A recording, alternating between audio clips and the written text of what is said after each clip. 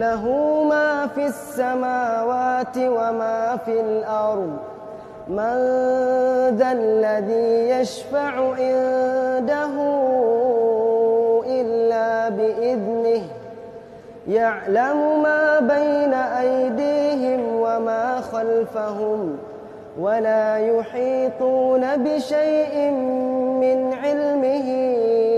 إلا بما شاء وسع كرسيه السماوات والأرض